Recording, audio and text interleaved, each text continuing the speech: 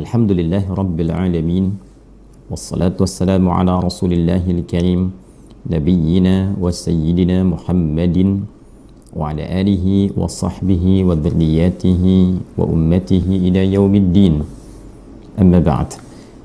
Saudara-saudariku, dimanapun kita berada, semoga pagi ini kita semua senantiasa diberkahi, dimuliakan, dan dilindungi oleh Allah Subhanahu wa Ta'ala.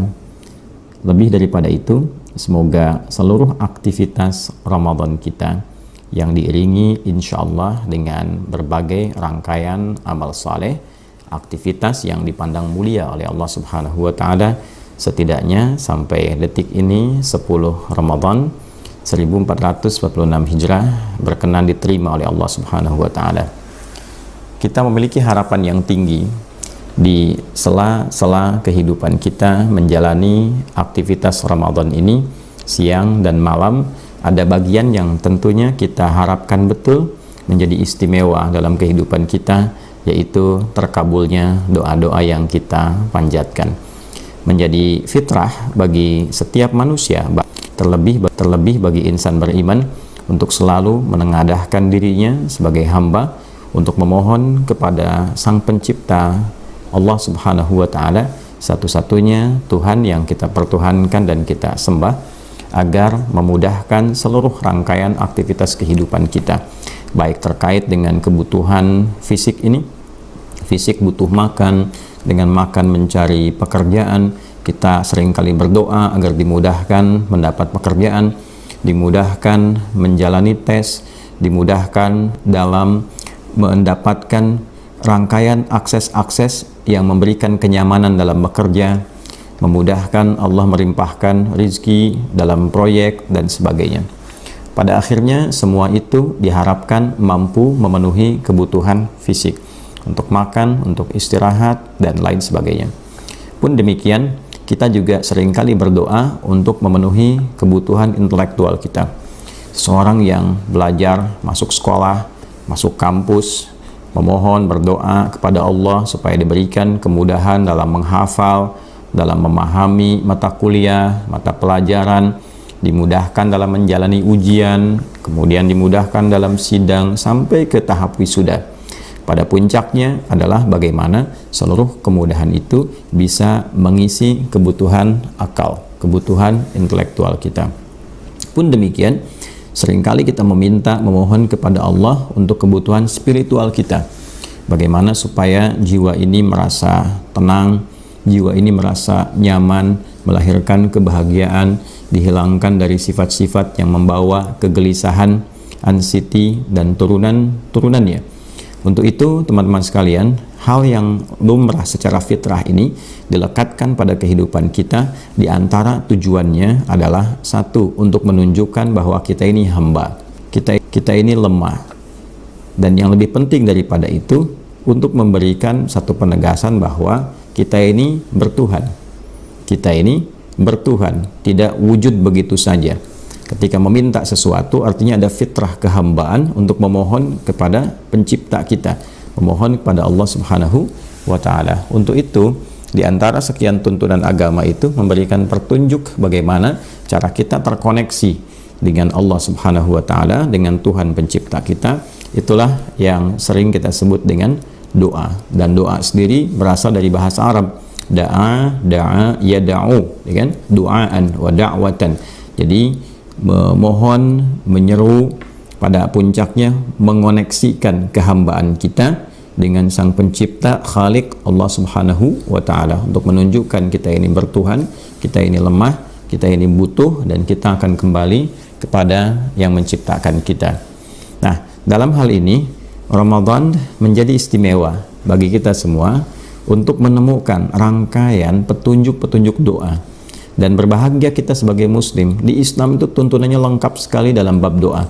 Bahkan kalau kita mau jeli melihat, seluruh rangkaian aktivitas kita itu diiringi dengan doa. Baik itu kita melihat sebelum dilakukan dan setelah itu tuntas dikerjakan.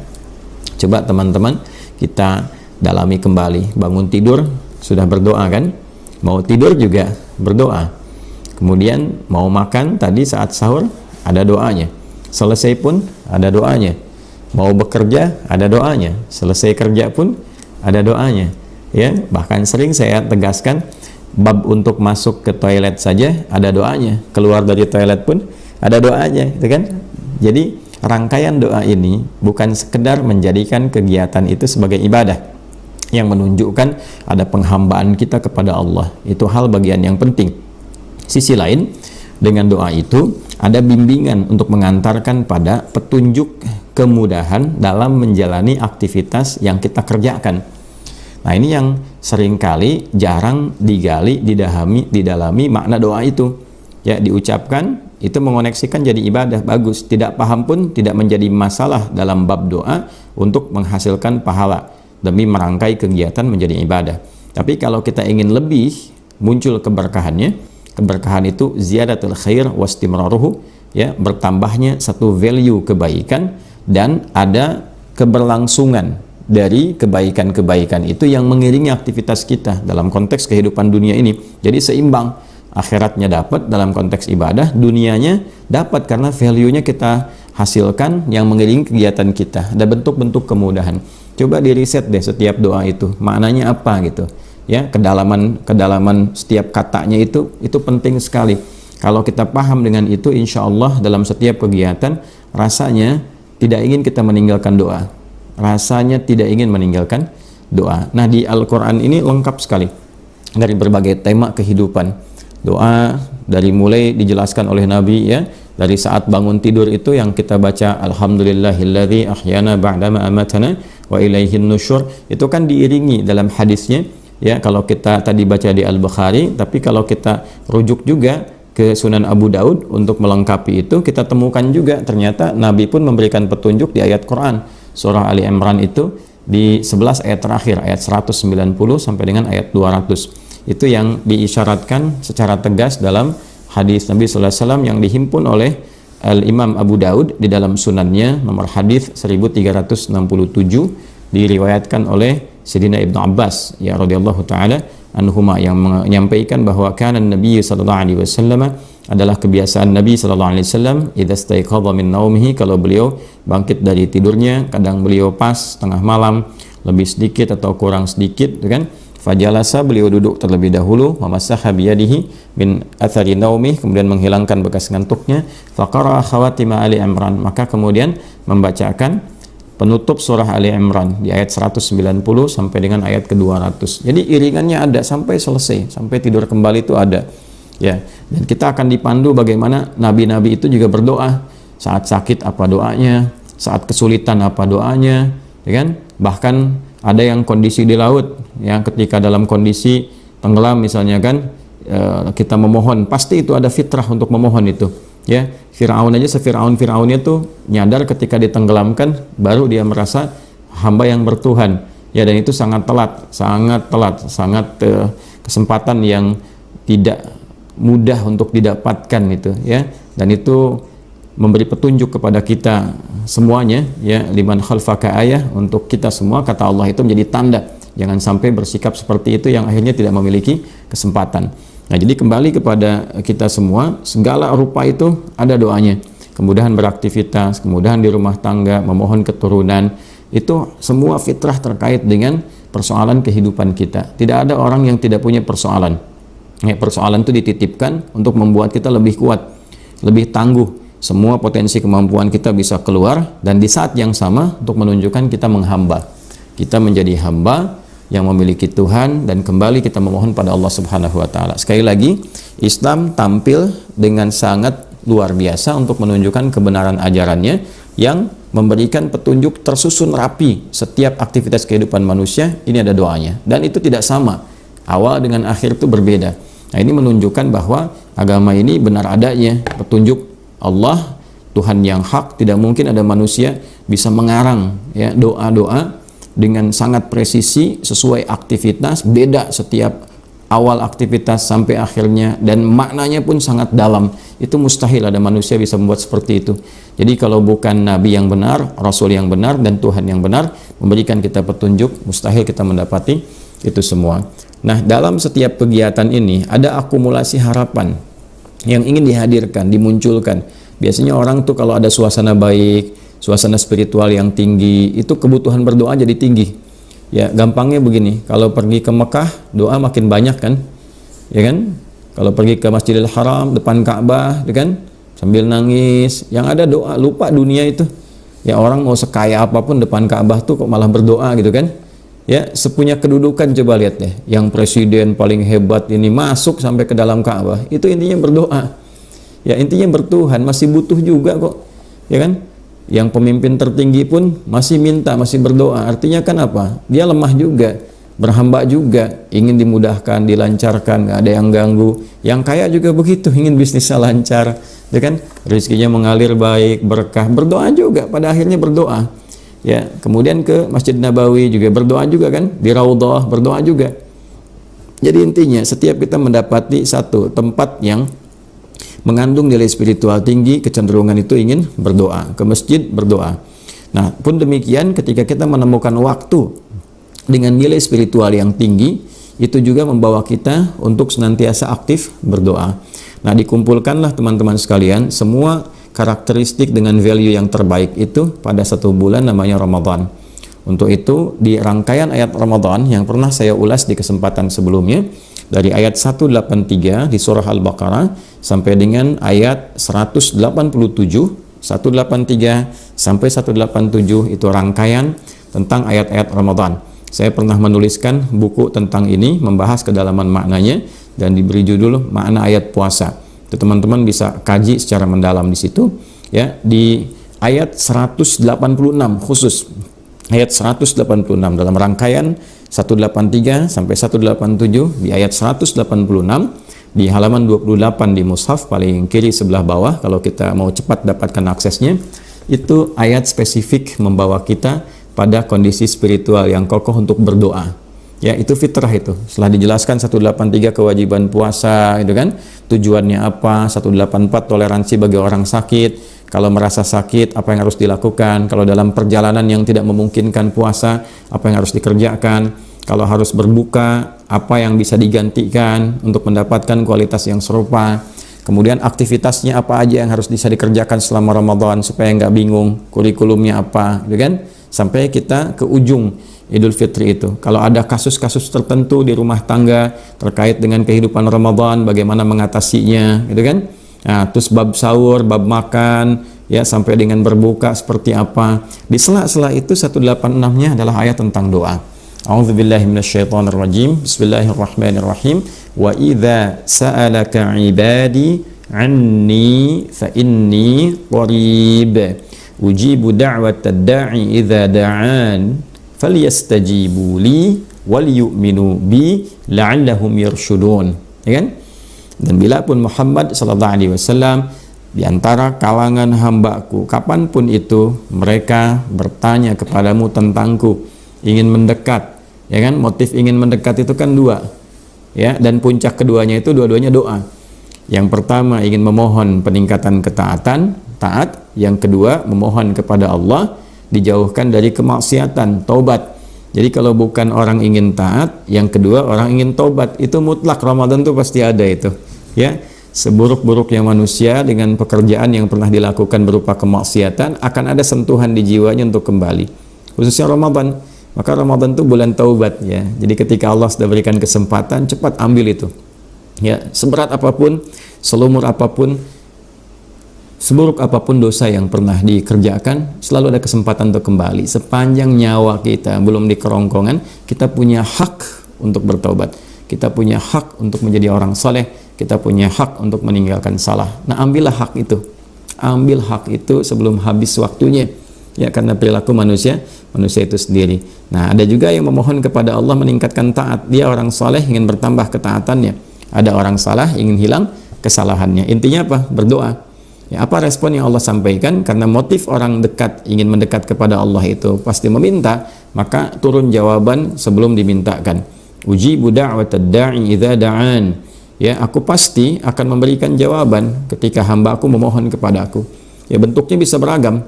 Bisa dikabulkan seketika, bisa disesuaikan dengan waktu saat ia mampu, ya, kemampuan untuk bisa menerima jawaban doa itu. Ya, sama saja dengan anak-anak misalnya kecil ya, dan laisa kamitslihi syai', tidak ada yang serupa dengan apa yang Allah sampaikan. Kalau kita ingin berikan logika sederhana, anak kecil usia 5 tahun minta dibelikan motor. Bapaknya mampu, ibunya mampu, uangnya ada, kan? Tapi anak ini kan belum layak naik motor, mengendarai sendiri, tidak punya kemampuan, bisa mencelakakan. Ya, maka dibelikan motor-motoran dulu, kan? Ditunda itu sampai dia mampu. Nah, kemudian ada juga yang diberikan sesuai kebutuhan, bukan apa yang diinginkan, karena yang butuh itu bukan yang lain. Ya, anaknya minta apel, kata dokter yang bagus itu jeruk karena sedang kurang baik dengan kesehatannya, maka diberikan jeruk untuk kebaikan. Kadang-kadang ingin kuliah di tempat A, dapatnya B. Nah, baru paham itu setelah menjalani kuliah, oh ini maksudnya gitu. Ya, maka kalau Allah berikan anugerah, terima dulu. Seketika itu kita akan dapat hikmahnya. Terima dengan iman, hikmah akan datang. Singkatnya apa? Ada kebutuhan berdoa. Ya. Nah, oleh karena itu kita mesti manfaatkan betul keberadaan Ramadan ini, karena janji yang terkait di dalamnya mustajab. Ujibu da'watad da'i idza da'an. Kalau kita tarik khusus ke Ramadan ya. Ya, falyastajibu li, maka cepat respon seruanku. Allah minta apa kita kemudian lakukan, dan wal yu'minu bi, dan yakin kepada Allah Subhanahu wa taala. Jadi bab doa ini kalau ingin cepat dikabulkan oleh Allah Subhanahu wa taala dalam suasana mustajab, yang pertama teman-teman, falyastajibu li, respon seruan Allahnya. Ya Allah minta puasa dengan benar, lakukan dengan benar. Lakukan karena iman, karena Allah. Tepikan yang lain, bangun koneksi yang baik dengan Allah Subhanahu wa taala. Ikhlas, berusaha untuk ikhlas, ya kan? Nanti Allah tanamkan rasa keikhlasan itu pada diri kita, sampai Allah tanamkan. Orang yang usaha disebut mukhlis, ketika ditanamkan disebut mukhlas, ya kan? Nah, wa ma umiru illa liya'budullaha mukhlishina lahuddin. Quran surah Al-Bayyinah ayat kelima itu.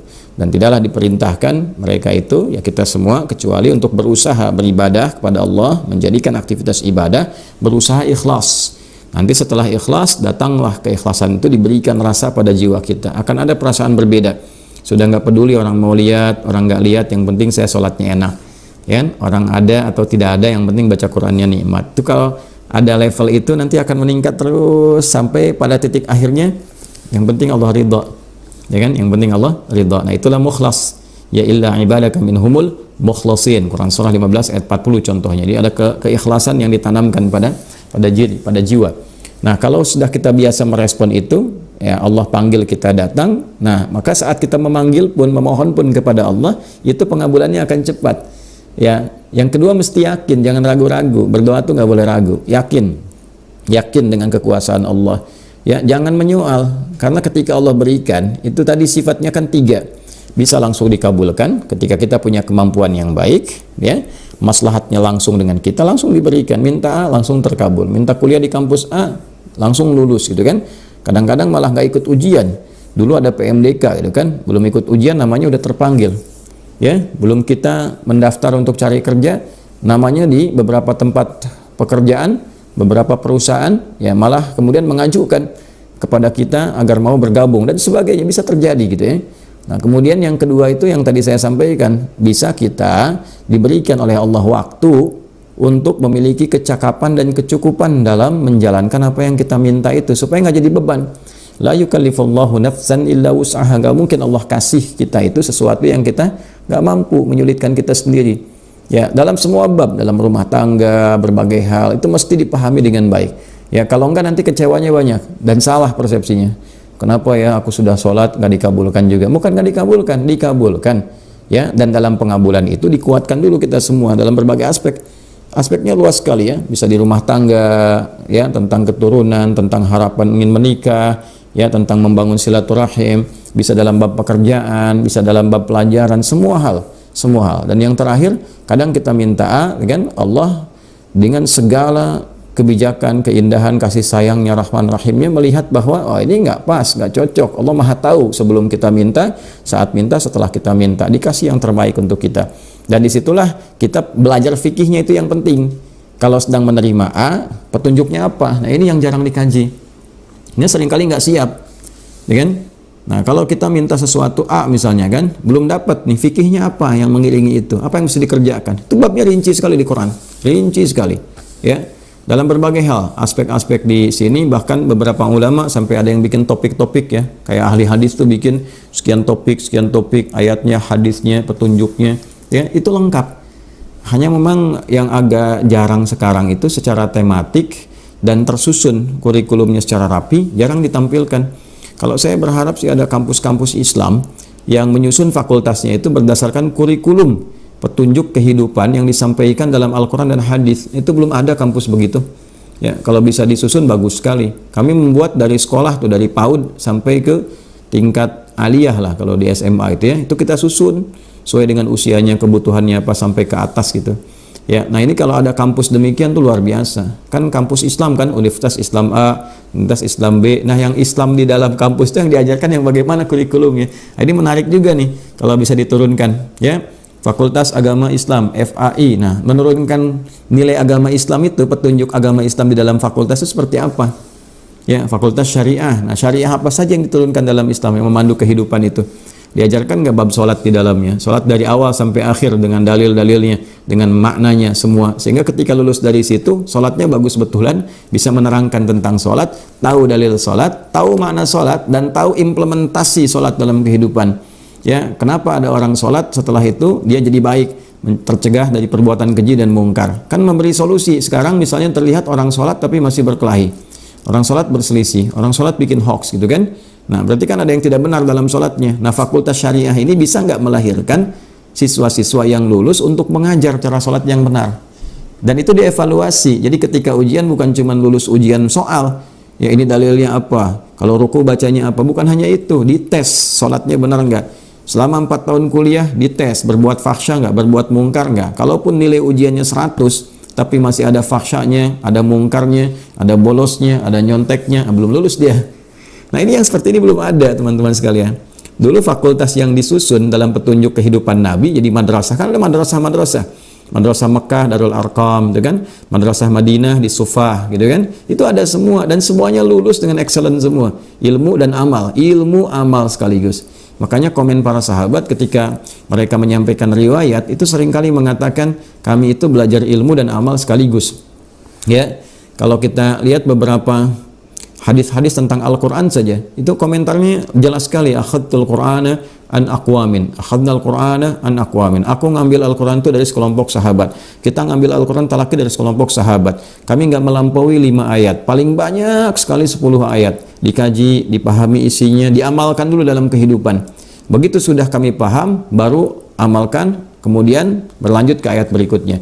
Maka komen mereka, kami belajar ilmu dan amal sekaligus. Itu dulu seperti itu fakultas Islam yang hadir itu. Nah, ini menarik nih, bisa diadakan studi-studi lah, kajian-kajian di kampus-kampus, ya, daripada bahas yang nggak penting loh. Ya, bahas yang nggak penting, yang nggak ada korelasinya dengan kegiatan, dengan mutu kuliah, mutu mata pelajaran gitu ya. Kenapa kita nggak coba susun lagi ya dengan sesuatu yang lebih presisi?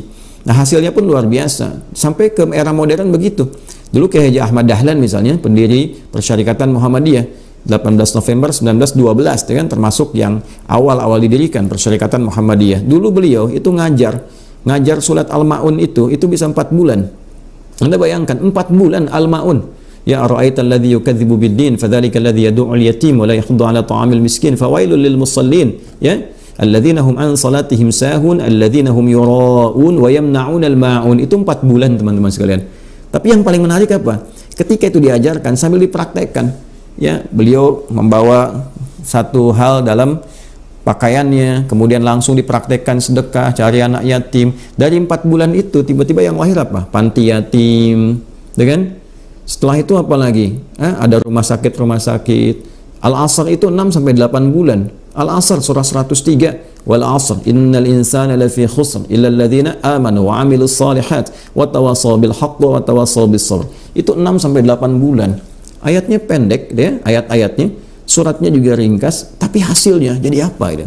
Ya, jadi pusat-pusat pendidikan. Ya, dari TK sampai SD, pesantren, kampus, ya, rumah sakit aja sekarang ada 127, ya kan? Kemudian kampusnya ada berapa? Kurang lebih 168. Gitu. Belum itu sekolahnya, ribuan dari TK, SD itu dari satu spirit surat. Anda bayangkan. Nah, kita butuh yang begitu lagi sekarang ini. Gimana ketika seseorang belajar ini, implementasinya dalam nilai keislaman diterjemahkan dalam bentuk kemajuan-kemajuan yang mencerahkan. Nah, itulah berkemajuan.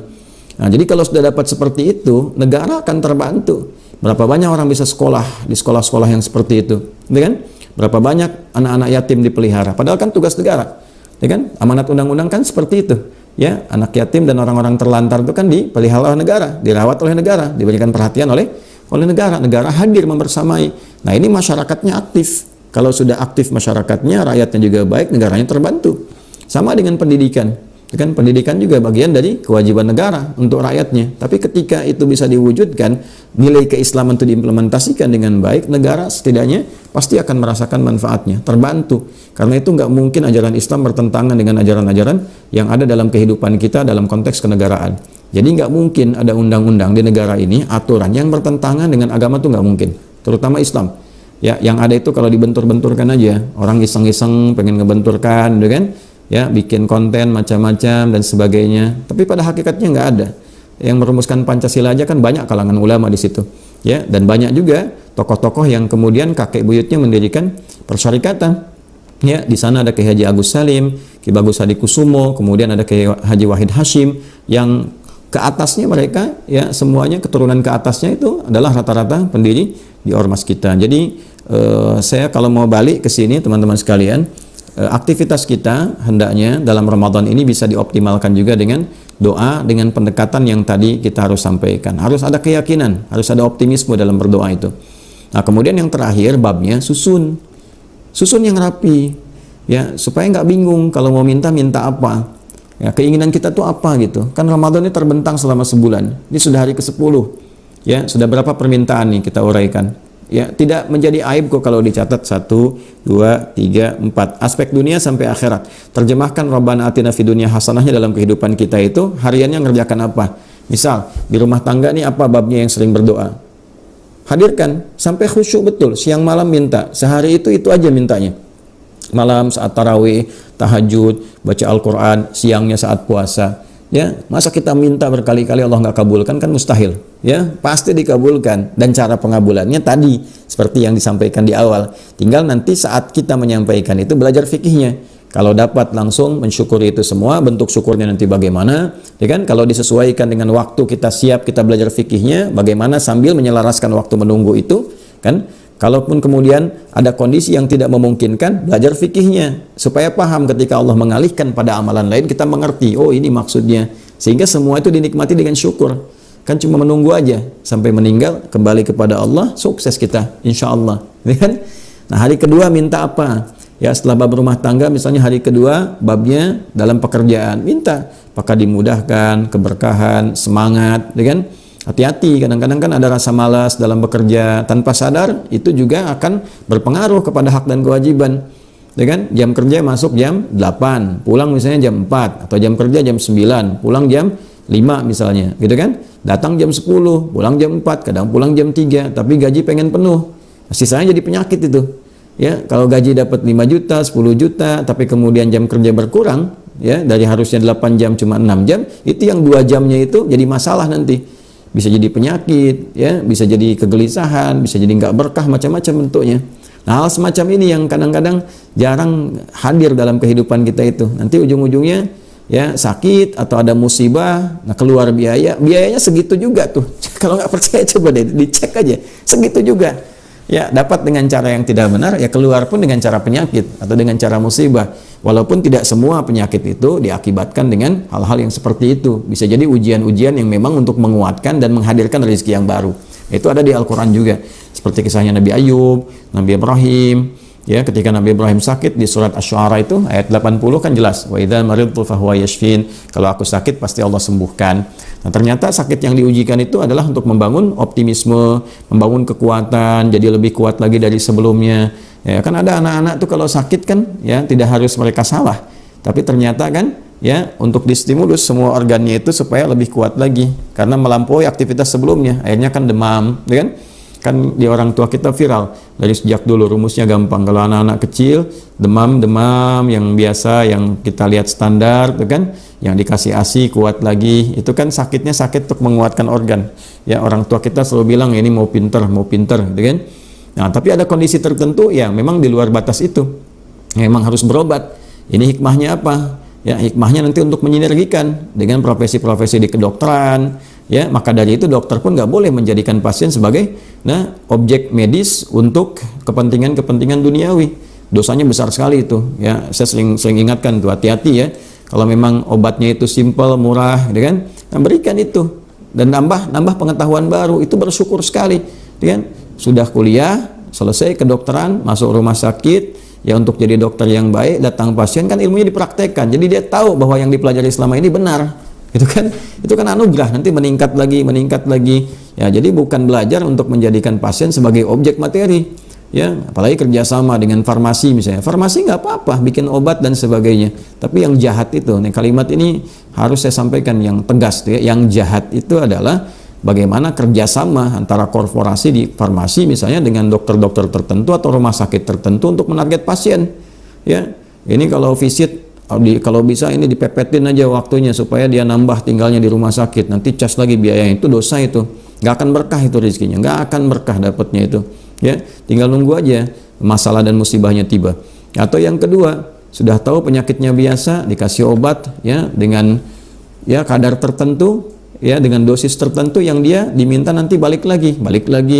Padahal tidak harus kontrol, dibilang harus kontrol, bukan obat ini, dikasihnya obat yang berbeda, itu juga dosa. Ya, jadi orang Islam tidak akan berbuat seperti itu, apalagi rumah sakit Islam, nggak mungkin begitu seperti itu. Ya, itu pertanggungjawabannya berat itu. Ya, pertanggungjawabannya berat. Teman-teman, rezeki itu sudah diatur. Rezeki sudah diatur, tidak akan tertukar. Tidak akan tertukar sampai kita meninggal. Pembedanya cara kita berikhtiar, mengambil itu dengan cara yang soleh atau salah. Ya, ketika diambil dengan cara yang soleh, maka menjadi kebaikan untuk dunia kita sampai akhirat. Tapi ketika diambil dengan cara yang salah, hanya mengoptimalkan nafsu, kelihatannya banyak, yang dipakai sedikit juga.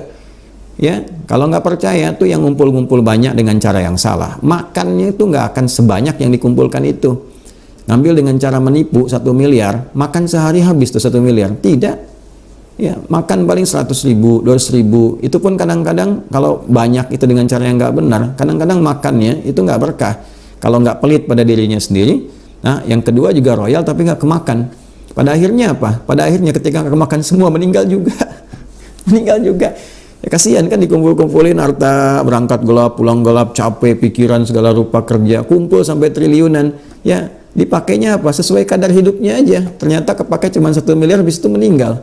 Ya, terus value-nya mana? Value kehidupannya dinikmatin enggak? Ke keluarga nggak ada waktu. Di masyarakat juga demikian adanya gitu kan. Terus pulang kepada Allah pengen dapat surga. Jadi kan jadi menarik gitu babnya. Nah, hal semacam ini sama juga dengan pejabat. Hati-hati, itu jabatan kan disumpahnya pakai Al-Qur'an tuh yang Islam. Awas lo, hati-hati dengan nama Allah ya, demi Allah. Nah, diletakkan di atas kepalanya itu. Itu berat hisabnya di hari kiamat. Ya kan? Hati-hati tuh, hati-hati. Hati-hati, orang yang nggak bertuhan aja dia masih takut dengan moralnya. Nah, ini Tuhannya aja diingkari gitu kan. Nah, bagaimana ketika pulang? Jadi nggak mungkin ada pejabat muslim disumpah pakai Quran tuh korupsi, itu nggak mungkin. Karena Quran diletakkan di atas kepalanya, janjinya itu langsung hubungannya dengan Allah itu. Ya, sama ulama juga begitu, apalagi ulama bawa nilai keulamaan, nilai keislaman. Ya, begitu bermasalah gelar apapun, mau ustadz, mau kiai, mau habib, mau macam-macam, semuanya pertanggungjawabannya berat sekali itu. Ya, karena ketika orang kemudian melihatnya keliru, yang jelek nanti agamanya. Ya, fitnahnya tinggi sekali. Maka dari itu penting ada keseimbangan untuk menjaga. Ya, cukuplah jadi orang baik apa adanya dikerjakan. Kalau mau kerja sampai sukses, jadi pebisnis yang kaya sekali, bagus, tapi ikuti aturan, gitu kan? Kalau mau kuliah bagus, ayo yang tinggi prestasi sampai IPK 4, kalau perlu di atas 4 kalau masih ada, gitu kan? Ya, kalau di atas summa cum laude masih ada, terus sampai atas lagi, sampai sukses. Tapi ikuti aturan, jangan curang, jangan nyontek, jangan plagiat, jangan macam-macam. Ikuti yang betul supaya ilmunya berkah. Setelah itu amalkan. Ya, demikian seterusnya. Hidup tuh simpel.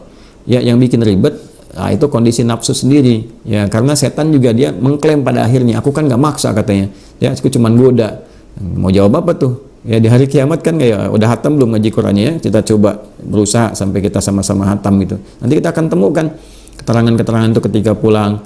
Ya, idz tabarra'a alladziina tubi'u minal ladziina ittaba'u wa ra'awul 'adzaba wa taqatta'at bihimul arham.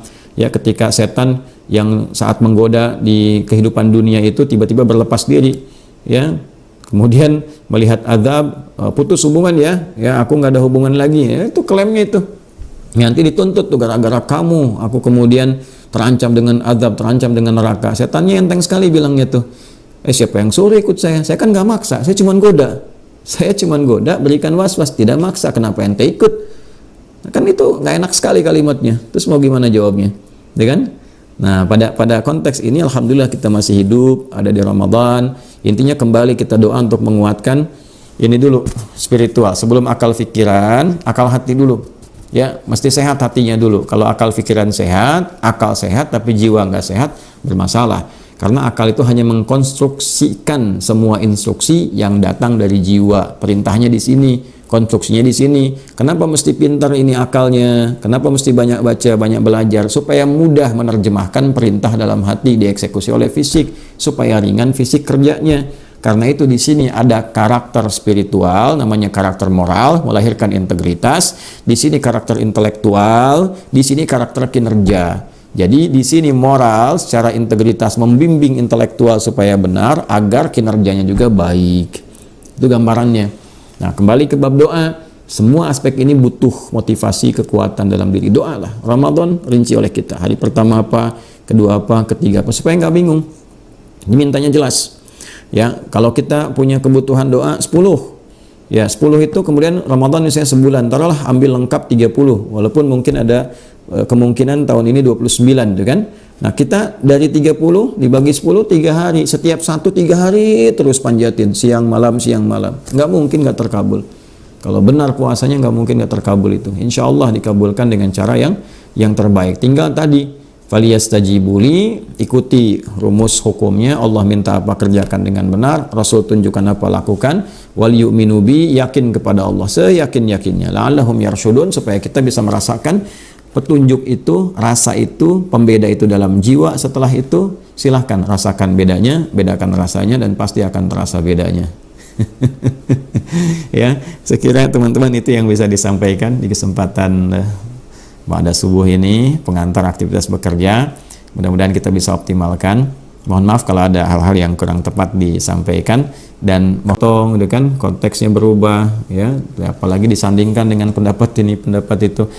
Itu kita sedang puasa, nanti semua bertanggung jawab di hadapan Allah Subhanahu wa taala.